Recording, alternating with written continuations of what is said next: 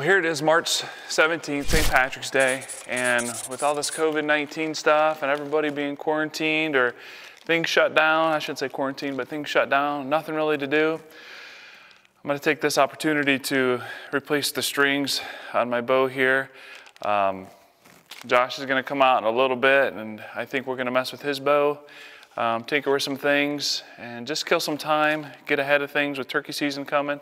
I've got a elk hunt planned in September, right around Labor Day, so I want to get my bow ready for that. So what better time than to put on some new strings? And I kind of stayed the theme of my what I do for a living. Going to put on some 60X strings that are the black and blue, kind of the thin blue line deal here, and kind of see what it does, and dress up the bow a little bit, and then these simple brown ones.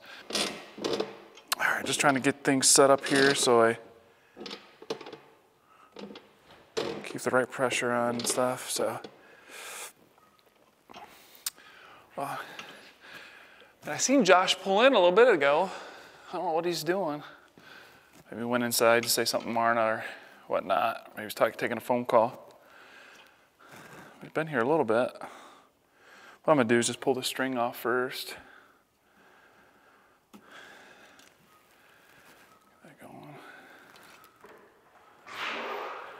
Yeah, what is Josh doing out here? What do you mean? You go inside or what? You got to be kidding me. You guys have got to see this.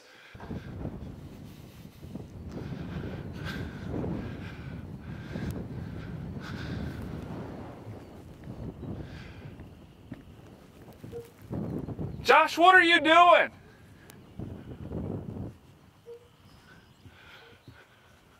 You guys aren't going to believe this. You seeing this?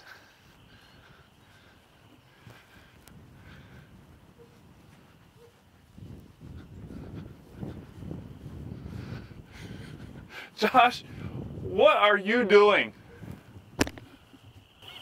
I'm bobbing for antlers, duh! You're doing what? Bobbing for antlers, dude. Haven't you ever wondered if antlers sink or if they float? No. Seriously? No. Well, I'm wondering. I'm pretty curious, so I thought I'd come out to the pond and look for some bone today. You are a clown. What can I say? So my plan today was to replace the strings and the cables of my bow and, you know, talk with Josh a little bit and maybe work on his bow, but he's out here bobbing for antlers. It's a perfect day, perfect conditions, overcast skies, sheds are on the ground. Shed rally was just this past weekend, and I thought it'd just be a good idea to come out here and look for some antlers. I've always been curious, and maybe you have too, on whether antlers sink or they float. You know, they're porous. They've got, you know, membranes in them and porous structure, cell structure. And I can't imagine that they do float, but I thought I'd find out today for sure if they sink or they float. So that's what we're going to test today.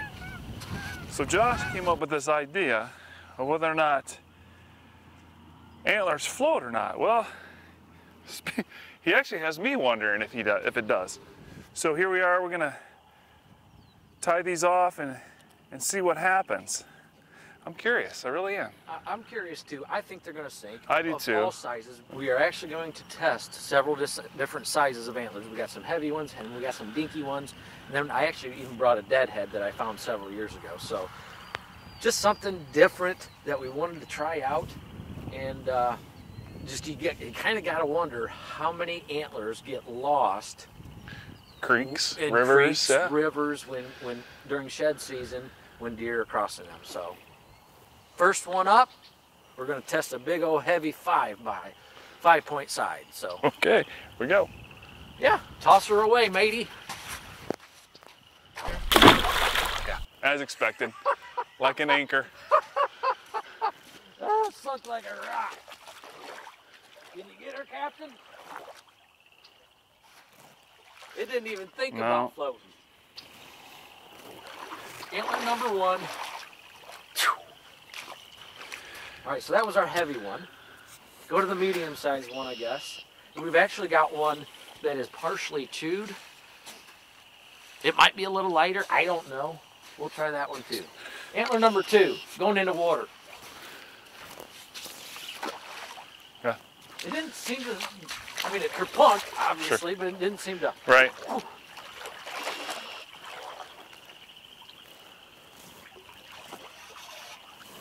Nonetheless, we're at least washing them. We're at least cleaning them up, that's right. Let's try those little ones. Okay. Little one, which one you want? Let's do this guy. Okay. The real little one. In fact, the dog and I just found this one last week, so Waylon and I, so. It's gonna be a slammer next year. He's gonna be a giant. A little slower. Ooh. Do that again, do that one more time.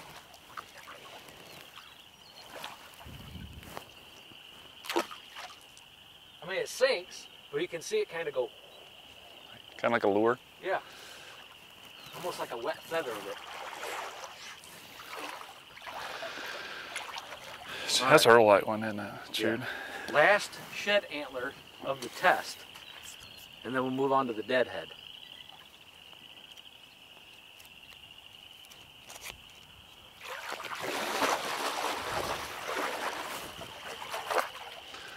That one actually sunk faster than that light one, than the other one.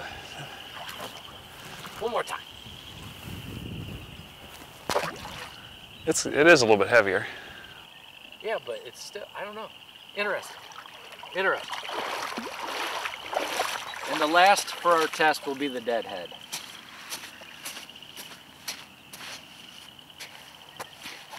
He was a roadkill that we found several years ago.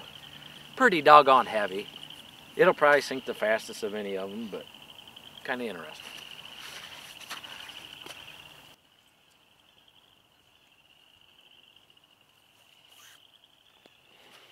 Yes, it's gonna sink. Oh, not as fast. I know, it kind of It's air in the yeah. skull and stuff. So there you have it. If you ever wondered if shed antlers float or deadheads float, well, we just proved to you they don't. They do not float, that's right. And it kind of makes me wonder too, how strong of a current it takes to push them downstream, because they got to roll downstream as the current speeds up, I would think. But maybe that's something we'll do down the line somehow, is test what it takes to push an antler downstream somehow or another. I don't know. Sounds like a plan. Yeah, we'll see. Anyways, that's gonna wrap it up for this quick test of whether sheds float or they sink. We have confirmed that they sink rather quickly.